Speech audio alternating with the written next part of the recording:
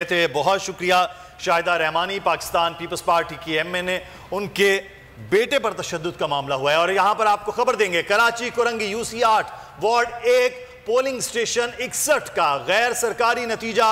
जमात इस्लामी के उम्मीदवार 39 वोट लेकर आगे हैं। गैर सरकारी नतीजा, टीएलपी के उम्मीदवार 5 वोट हासिल कर सके हैं। गैर सरकारी गैर हतमी नतीजे के मुताबिक Karachi Korangi UC 8 ward 1 polling station 61 का गैर सरकारी यह नतीजा है।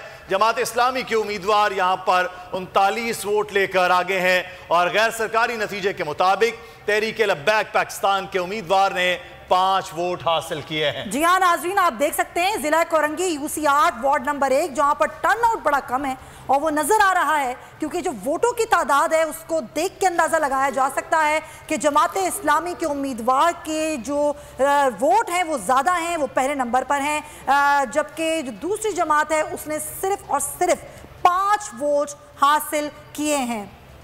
तो आपको बता रहे हैं जिला कोरंगी से, जहां पर जमात इस्लामी के उम्मीदवार 119 वोट लेकर आगे है। गैर सरकारी और गैर हतमी नतीजा है ये। जी हाँ, कराची में अब तक कितने यूसीज के रिजल्ट सामने आ चुके हैं, किन किन पोलिंग स्टेशंस के नताइज हमारे सामने हैं, हम इससे बात करेंगे। शुएब बंडी हमारे साथ हैं, डिप्टी ब्यूरो चीफ। शुएब, आगाह कीजिए, टर्नआउट कम था, वो रिजल्ट भी नजर आ रहा है, उसको देखकर क्या है मजमूई तौर पर कराची का रिजल्ट?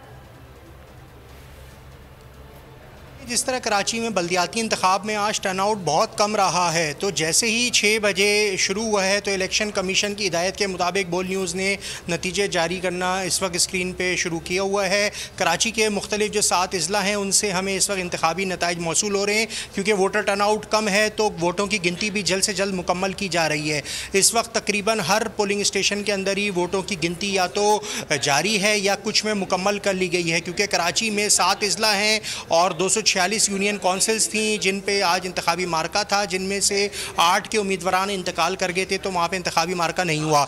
इस वक्त मैं आपको दिखाता चलूँ, यहाँ पे आप अगर उल्टे हाथ पे इस जानिब देखेंगे तो आपको दिखेगा कि यहाँ पे मुख्तलिफ जो सियासी जमातों के एजेंट्स होते हैं